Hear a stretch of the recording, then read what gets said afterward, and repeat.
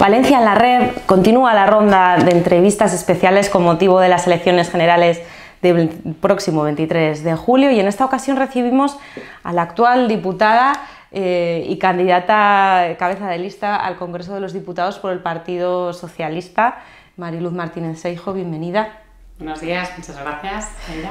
Bueno, vamos a hablar un poco de políticas generales, políticas de Estado, pero también de Palencia y de la relación que tiene la provincia con esta legislación que hemos visto en esta última legislatura. Usted, en concreto, Mariluz, es secretaria de Educación y Formación Profesional del PSOE. En su carrera política como congresista, además, la educación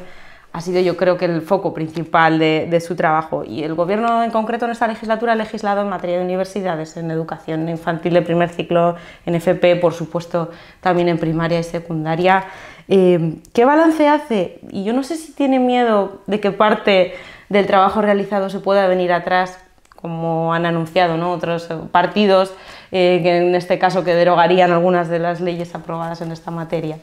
Bueno, pues en principio, muchísimas gracias por esta entrevista y muchas gracias sobre todo porque me das la oportunidad de hablar de lo que es mi mundo, mi pasión y mi campo político, ¿no?, en el que más trabajo he realizado como profesora, ¿no? Yo siempre he dicho que estar en política, estar en el Congreso de los Diputados es un honor poder representar a un partido, representar a la ciudadanía, ¿no?, del sitio al que quieres, pero desde luego es un auténtico privilegio el poder trabajar en el campo en el que has dedicado toda tu vida profesional, ¿no?, como en mi caso es la educación y la formación profesional. Así que estoy muy satisfecha en ese sentido y estoy profundamente satisfecha y orgullosa del trabajo que hemos realizado, porque hemos dado una vuelta absoluta al sistema educativo en nuestro país que falta hacía, ¿no? En principio porque veníamos todavía de tiempos en los que la enseñanza estaba muy anquilosada, ¿no?, que se trabajaba tradicionalmente, bueno, pues como a nosotros nos enseñaron hace 30 y 40 años, y no se habían modificado prácticamente en ningún caso los métodos de enseñanza-aprendizaje, ¿no? Y eso verdaderamente ha sido el núcleo, la parte fundamental de la reforma educativa, ¿no? Hacer esa transformación del aprendizaje memorístico a un aprendizaje más competencial para que, al fin y al cabo, los niños y los jóvenes, cuando salgan del sistema educativo, tengan competencias básicas y sepan aplicar lo que han aprendido en los centros educativos y relacionar esos contenidos en distintas áreas, ¿no? Esa ha sido la parte medular de la reforma educativa que lógicamente se traslada a todas las etapas educativas y también a la formación profesional, ¿no? Hemos dotado de mayor equidad, calidad que tiende hacia la excelencia, porque uno de los objetivos fundamentales de la reforma era reducir el fracaso escolar, dar mejores oportunidades, pero desde luego siempre orientando a dar esos aprendizajes adaptados, ¿no?, a las realidades de los alumnos, ¿no?, tanto a aquellos chavales que les cuesta más llegar como a los que tienen altas capacidades y por tanto hacer un aprendizaje mucho más individualizado con nuevas metodologías, ¿no? Eso más o menos es un resumen de lo que ha sido la LOMLOE, garantizando también algo que para nosotros ha sido esencial, que ha sido recuperar la política de becas y ayudas al estudio, dotarla de recursos para no dejar a nadie atrás, y prueba de ello es que este año hemos batido un récord histórico en la financiación para esta política, que es la que verdaderamente garantiza el ascensor social, es decir, que para eso está destinada la educación, ¿no?, para que todos los niños desde muy pequeñitos no tengan diferencias, por lo menos en el aprendizaje, y luego cada uno llegue en base a sus capacidades, pero desde luego que no se vean mermados por falta de recursos económicos, ¿no? Esa es la política de becas y ese es el ascensor social que nosotros siempre hemos defendido. Este año, como decíamos, batido el récord de 2.500 millones de euros, que son nada más y nada menos que 1.000 millones más del último presupuesto del Partido Popular en 5 años, es decir, un incremento de más del 70% en becas y se ha superado ya el millón de becarios. Estamos todavía en una reforma del sistema para hacerlas más justas, para modificar también los umbrales de beca y poder, por tanto, alcanzar a más alumnos y actualizarlas, lógicamente, pues a los momentos en los que nos encontramos. Y luego una reforma de la formación profesional que a mí me parece que es una de las grandes reformas de este Gobierno, que ha supuesto una revolución en materia de formación profesional y que además ha consolidado un modelo de la integración de la formación del sistema educativo con la formación del empleo, que antes estaban por separadas, por tanto las hemos juntado, hemos puesto todos los recursos a disposición de la formación tanto de jóvenes como ya de trabajadores, y ha supuesto, con el modelo que hemos sacado adelante, que podría estar una hora hablando de él porque es una reforma muy profunda. Daría todo esto para varias entrevistas. Sí, desde luego, pero ha conseguido que nos hayamos convertido en el modelo de formación profesional tanto en Europa como en otros países, reconocido por la OCDE y desde luego por la Unión Europea. Y bueno, esta reforma de la FP ha alcanzado nada más y nada menos que la creación de 230.000 plazas ya, o sea, 230.000 plazas que hemos creado a fecha de hoy, y con el objetivo de alcanzar 250.000 nuevas en la próxima legislatura. ¿Y por qué? ¿No? ¿Y por qué esta reforma de la formación profesional? Pues porque evidentemente la mayoría de los puestos de trabajo que se requieren hoy en día están relacionados con una titulación de grado medio o de grado superior, técnicos. Nos lo están demandando por parte de todas las empresas y porque además la formación profesional tiene mucha más capilaridad y tiene mucha más capacidad de adaptarse a las necesidades de los distintos sectores productivos. Es mucho más ágil. Y por otro lado, porque también permite no simplemente esa formación inicial de los jóvenes, sino la cualificación y recualificación de los trabajadores, ¿no? Mediante cursos de especialización o mediante una formación modular, dar a los trabajadores aquella formación que necesitan muy específica y muy concreta. Y esto se hace desde los centros educativos, pero también desde las empresas, ¿no? Que esa es la gran novedad, con un sistema de formación que se va acumulando y acreditando. De esta manera, pues todas las personas a lo largo de la vida tienen algo parecido a una mochila formativa en la que cada curso que hacen lo van acumulando y, claro, a base de acumular formación luego puede dar lugar a obtener una titulación y una acreditación de competencias. Así que una buena reforma, sí. Daría como apunta para mucho todo este tema, pero yo quiero, ya que la tenemos aquí, que hablemos de Palencia, que hablemos también del territorio y de otros asuntos. En el caso de Palencia, en esta ronda de entrevistas los candidatos del partido local, Vamos Palencia, han lanzado un reto a los palentinos, a los electores, y es que regalan una botella de vino a quien diga que han hecho por el territorio en este caso los congresistas del Partido Socialista y Partido Popular en estos 30 años. Yo le invito a usted a ganarse una botella de tinto de rosado o blanco, no sé qué vino le gusta más. Me puedes dar de tinto, de rosado, de blanco, porque la verdad es que no hemos parado de trabajar por la provincia en estos últimos años. Hay que entender que los diputados nacionales, ¿no?, que estamos en contacto lógicamente con el gobierno, somos aquellas personas que agilizamos distintos proyectos. Cuando hacemos un balance de la gestión de este gobierno, en estos últimos 4 años, yo te puedo hacer un balance de 1.300 proyectos que han sido financiados con fondos europeos y que han estado dotados de 277 millones, ¿no? 1.300 proyectos que están por toda la provincia distribuidos, ¿no? Hemos impulsado, lógicamente, trabajando con nuestros alcaldes y con los distintos municipios, todo lo que es los planes de sostenibilidad turística, que yo creo que es uno de los grandes potenciales que tenemos en la provincia de Palencia y que hay que seguir difundiendo, ¿no? Que hay que recordar, perdone, que van a afectar a zonas como el Camino de Santiago, toda la montaña palentina, también la zona sur, ¿no? Exactamente, Palencia, parte también hablando del vino. Entonces, bueno,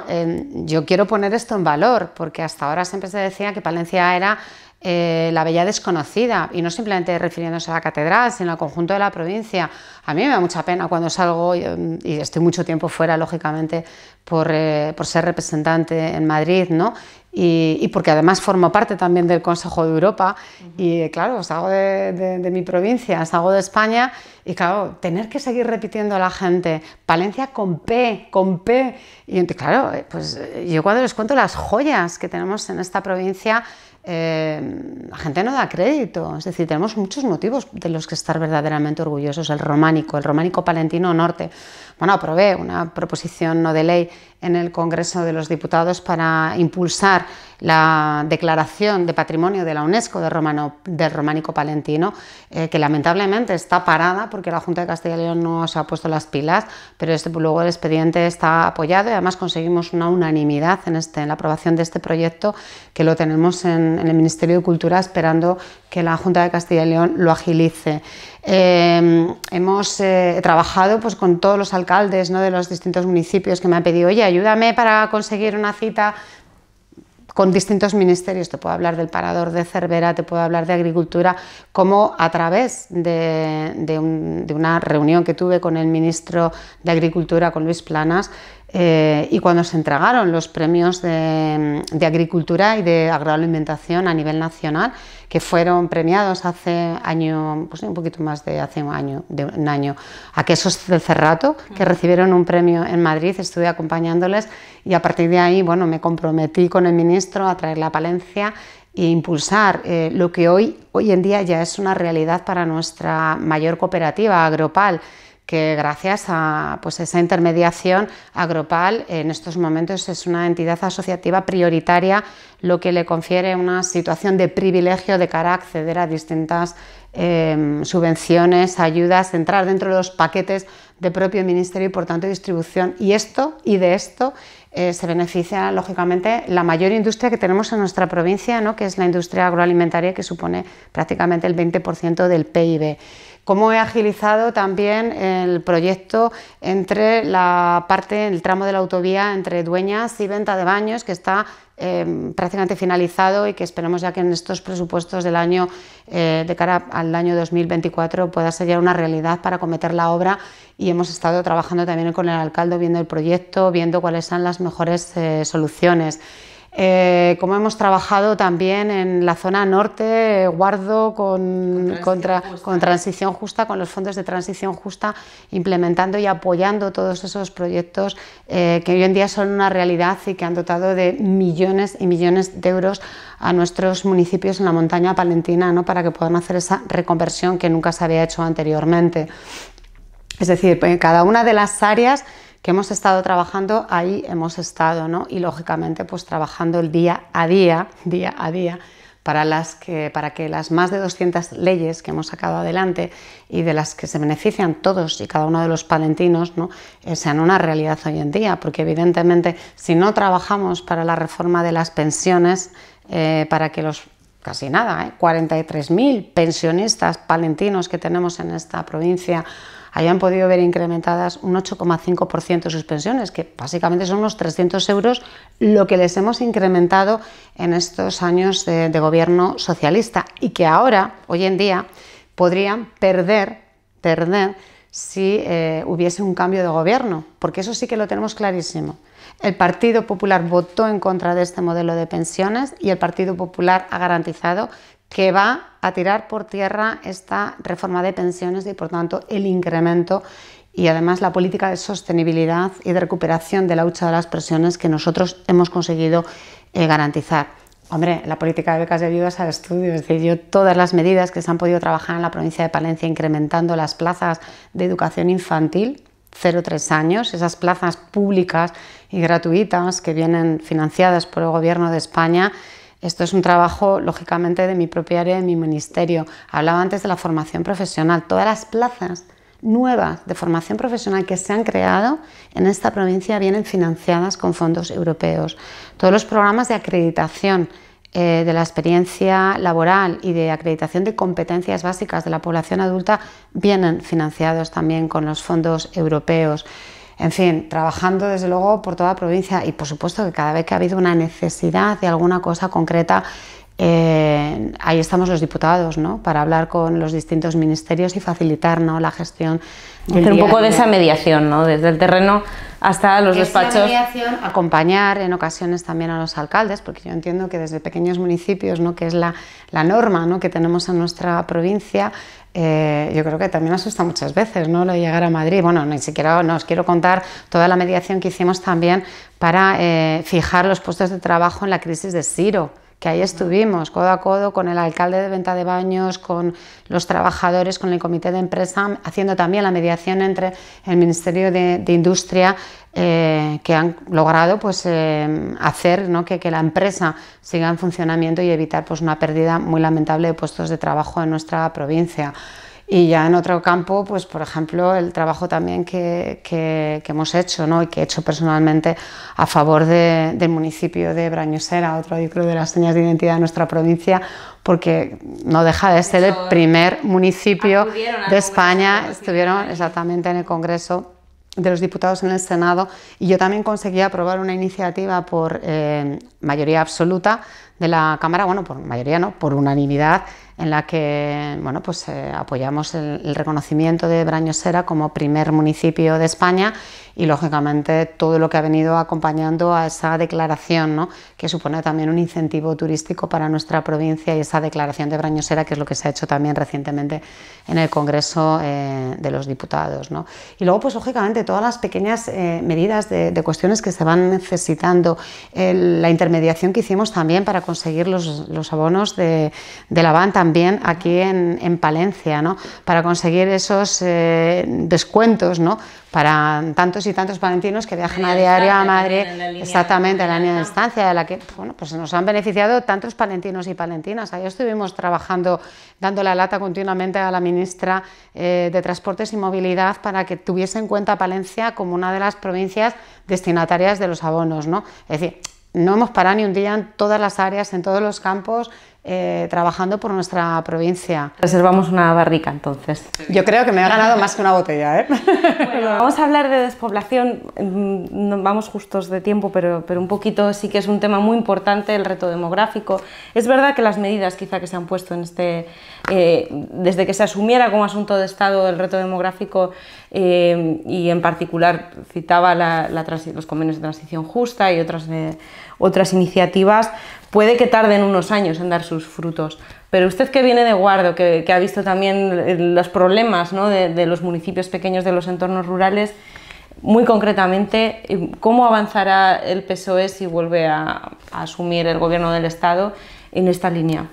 Bueno, hay un factor que es esencial y desde luego que se nos había demandado sistemáticamente, yo creo que a nosotros, pero al resto de las administraciones, también a la Diputación, a la Junta de Castilla y León, pero ha sido precisamente el Partido Socialista de este gobierno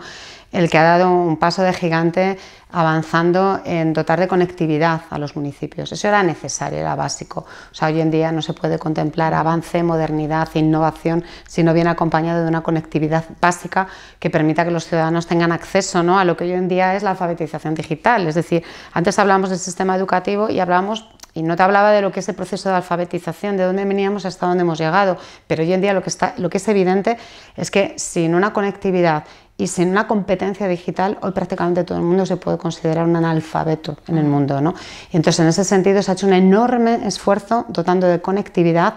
llegando con el 4 y 5G a 133 municipios en la provincia de Palencia, que afectan nada más y nada menos que a 27.000 personas que no contaban, ¿no?, con esa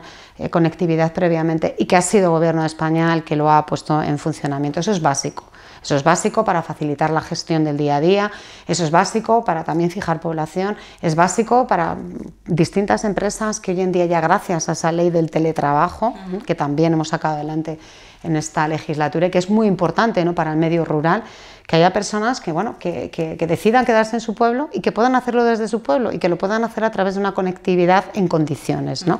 Y yo creo que es una manera también de garantizar, ¿no?, mucho empleo joven también, ¿no?, de muchas experiencias innovadoras, del emprendimiento innovador relacionado, ¿no?, pues, con distintos tipos de tecnologías, ¿no?, que se pueden desarrollar desde cualquier municipio, por pequeño que sea, pero lógicamente con esa garantía, ¿no? Eso es muy importante, eso lo hemos sacado adelante a lo largo de esta legislatura y nuestro compromiso es seguir avanzando en dotar de este tipo de servicios. Pero mira, ahora, pensando ya en el futuro, porque hemos hecho muchas cosas, que no me da tiempo a contarlas todas, que voy aquí a toda velocidad, pero tenemos también muchas cosas pendientes, ¿no? Y yo creo que avanzar en los servicios es fundamental, pero desde luego si hay algo que es esencial, es la garantía de los servicios públicos y básicos para el conjunto de la población, ¿no? Sé que son cuestiones que dependen concretamente de la Junta de Castilla y León, porque la educación, la sanidad, los servicios sociales dependen de la gestión directa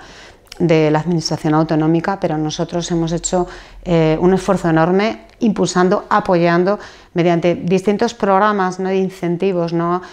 apoyando.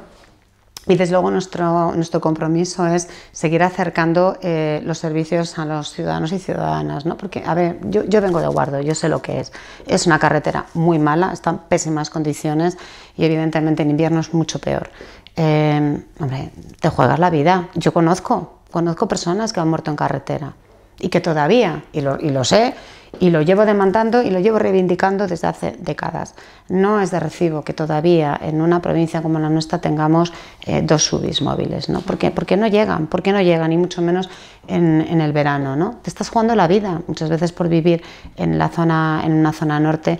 tan distanciado, ¿no?, del núcleo pues, de la ciudad como es Palencia.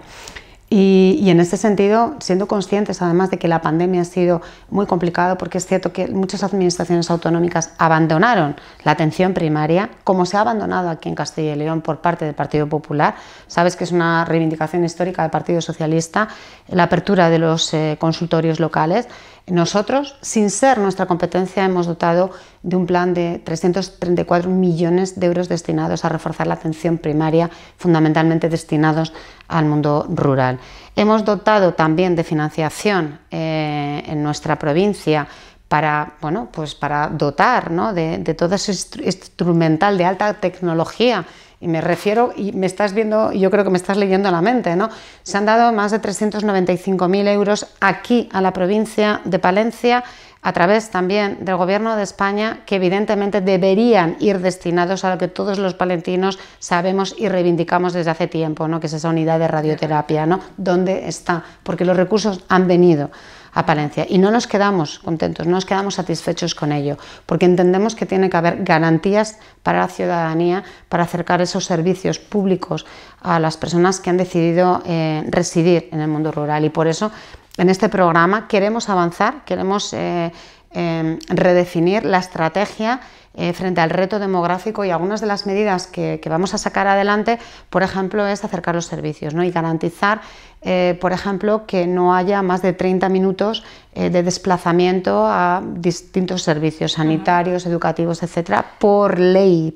para garantizar esa atención. Citaba que se han legislado más de 200 iniciativas en esta legislatura. ¿Defiende esa implantación del principio de ruralidad en todas las normas? ¿Es algo en lo que están de acuerdo bastantes candidatos de distintas agrupaciones? Bueno, yo creo que tiene que haber una fiscalidad justa, eso es fundamental, y la fiscalidad justa tiene que ser, como nosotros lo hemos demostrado a lo largo de esta legislatura, tiene que ser adaptada a las distintas características y circunstancias. Yo creo en una política general y creo que tiene que haber una buena financiación autonómica pactada, dialogada y consensuada, que garantice la dotación de todos los servicios. Y eso es una parte que se tiene que negociar como una estrategia de ámbito nacional, que está pendiente y que desde luego la vamos a acometer en la próxima legislatura. Dicho esto, yo creo que tiene que haber una redistribución justa de los recursos. Hay que recordar a toda la ciudadanía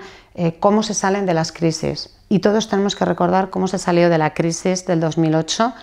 con la política de recortes del Partido Popular, y cómo hemos salido de una crisis sanitaria sin igual que hemos sufrido en este país, que ha sido la pandemia del COVID-19, con mayor dotación para cubrir a las personas, para proteger a las personas, con medidas nuevas como el ingreso mínimo vital, ¿no?, que, bueno, pues que ha evitado que casi ese 30% de pobreza infantil, ¿no?, que es durísimo. O sea, los datos del 30% de pobreza infantil es una cifra que a mí me sigue escandalizando hoy en día, pero que ayuda a paliar, ¿no?, la desprotección, la vulnerabilidad social, ¿no? Bueno, pues este es uno de los ejemplos de cómo se puede salir de una crisis, protegiendo a los trabajadores con los ERTEs, con ayudas sociales, ¿no?, como el bono social térmico, con esa ayuda de los 200 euros que se ha dado también a las familias ante los efectos de la guerra de Ucrania, que lamentablemente pues nos ha creado una inflación que nadie contaba con ella, pero que gracias también a todas estas medidas que el Gobierno de España ha implantado, pues somos el país de la Unión Europea con la tasa de inflación más baja. Y claro, todo esto supone una redistribución, ¿no?, de la riqueza, y eso solo se hace de una manera, con una fiscalidad, ¿no?, más justa, en la que entendemos que aquellos que siempre han salido más beneficiados, ¿no?, de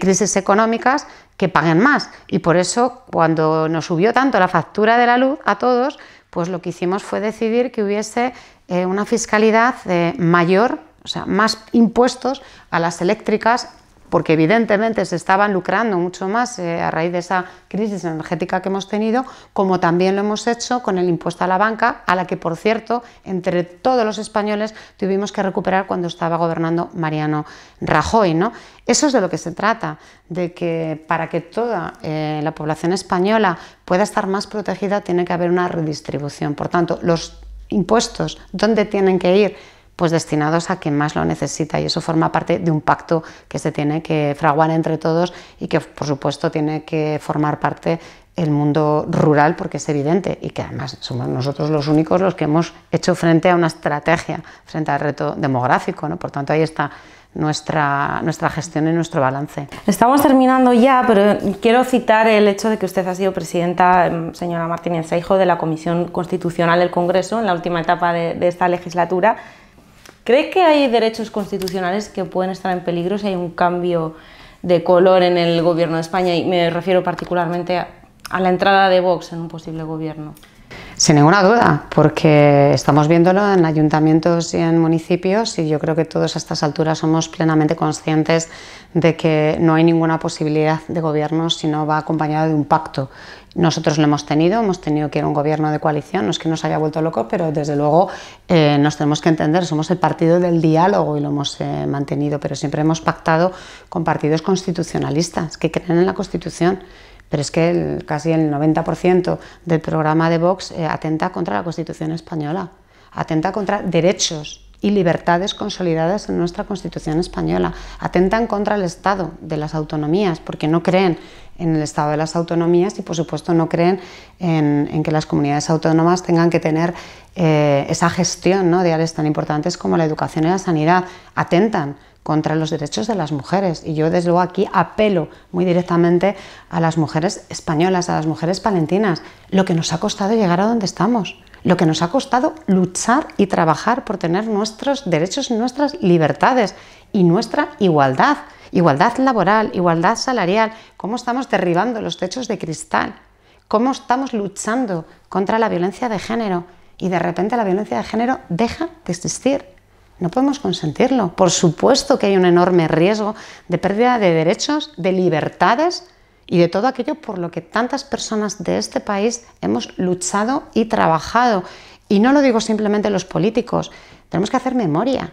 Es que en España ha habido una dictadura hasta el año 1975 y todos sabemos, hablemos con nuestros padres y con nuestros abuelos y todos recordamos como lo que es vivir en un país del nodo, en un país sin derechos ni libertades, en un país en el que hoy en día, hay censura nuevamente. Una censura que hace escasamente un año nadie podría creer que pudiésemos tenerla en nuestro país. Se han censurado obras de teatro, se quiere imponer el PIN parental, que no es más que la censura educativa, que quiere privar de que nuestros niños y nuestros jóvenes tengan acceso, por ejemplo, a la educación afectivo-sexual, que es lo único que hay para evitar la pornografía infantil y, por tanto, todas esas conductas que estamos viendo y que rechazamos sistemáticamente de ataque nuevamente a las mujeres, ¿no?, y a su propia libertad sexual, ¿no? Es decir, estamos hablando de cosas muy serias, estamos hablando de cosas que verdaderamente forman parte de lo que era un país bonito, alegre, que nos habíamos convertido en el ejemplo, desde luego, y en un modelo envidiable de sociedad en los países del entorno europeo de nuestros vecinos. Y te lo digo yo, que salgo de España prácticamente todos los meses y que hablo de política en el Consejo de Europa, hablando de los derechos humanos, y que todo el mundo nos pone como referencia en tantas y tantas cosas. No podemos dar un paso atrás. Para terminar, en esta campaña estamos viendo una confrontación agresiva, ¿no?, entre el sanchismo, derogar el sanchismo, los pactos, Vox, Bildu. Sabemos todos cuáles están siendo las claves dialécticas del discurso de campaña, pero yo quiero que me diga usted muy brevemente cómo ve usted a Pedro Sánchez, por qué cree que los electores deben confiar en él y en este caso en usted como representante del Partido Socialista por Palencia en el Congreso. Bueno, yo creo que confiar en Pedro Sánchez o confiar en mí es básicamente confiar en lo mismo, porque es confiar en un modelo de proyecto de futuro, es confiar en personas que nos hemos dejado la piel en los momentos más complicados, ¿no?, de la historia de España, de la España reciente, en buscar, desde luego, soluciones alternativas y protección social para todos y para todas. Es confiar en una persona que se ha dejado la piel para sacar 140.000 millones de euros para modernizar nuestro país y para proteger a aquellas personas más vulnerables. Confiar en nosotros, confiar en Pedro Sánchez, confiar en mí, es confiar en personas que creemos en el futuro y que desde luego estamos poniendo todas las bases de crecimiento económico de nuestro país, porque no nos queremos quedar atrás. Y creer es creer, desde luego en Pedro Sánchez o creer en mí es creer en personas, ¿no?, que apostamos por seguir avanzando en derechos y en libertades, y no en volver a una España pues triste, una España en la que no exista esa libertad, ¿no?, y esa riqueza que la democracia nos ha podido proporcionar en los más de 40 años de democracia que tenemos en nuestro país. Y creer en Pedro Sánchez y creer en mí es creer en personas que desde luego, bueno, sobre todo el presidente, se ha dejado la piel a lo largo de estos últimos años gestionando, yo creo que una de las crisis más duras que hemos vivido en la historia de España, una crisis sanitaria sin igual que ha demostrado que se puede desde luego proteger a las personas de maneras distintas, ¿no?, reforzando el sistema de salud, garantizando algo tan básico como eran las vacunas, ¿no?, pero que desde luego en muchos otros países no se han podido garantizar, y batiendo además récord en la vacunación de nuestra población para proteger a las personas y en un tiempo récord. Y eso desde luego es gestión, gestión, gestión y gestión. Y fíjate, creer en Pedro Sánchez es creer desde luego en la esperanza y en la luz. Y yo diría más, aquellas personas que utilizan el contrasanchismo o que sacan a relucir y a revivir a ETA, muerta de hace 12 años, y que hay que recordar que fue precisamente el presidente José Luis Rodríguez Zapatero, con Patxi López como lehendakari en Euskadi, cuando por fin pudimos dar fin a una organización terrorista que, por cierto, ha dejado tantas y tantas muertes dentro de la familia socialista en nuestro país. Francamente, me parece deleznable y me parece vergonzoso, porque frente a unos que estamos pensando en reconstruir el futuro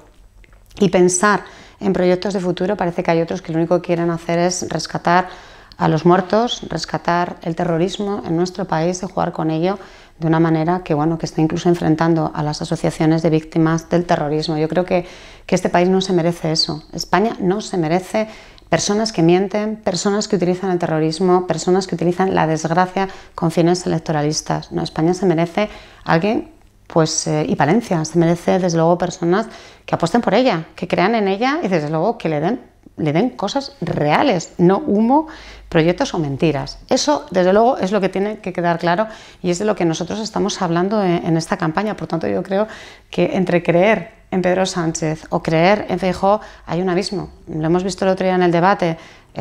Uno lo único que hizo fue decir mentiras y el otro, pues, de todo lo que le dejaba sin interrupciones, poder hablar de gestión y de futuro para nuestro país, que es de lo que se trata. Mariluz Martínez Seijo, candidata del Partido Socialista por Palencia al Congreso de los Diputados. Muchísimas gracias y buena suerte el próximo día 23. Muchísimas gracias a vosotros y, bueno, a todos los espectadores que han estado escuchándonos y que espero que confíen en el Partido Socialista para las próximas elecciones, porque, como he dicho anteriormente, es importante pensar en nuestro futuro y desde luego el futuro lo garantiza este partido.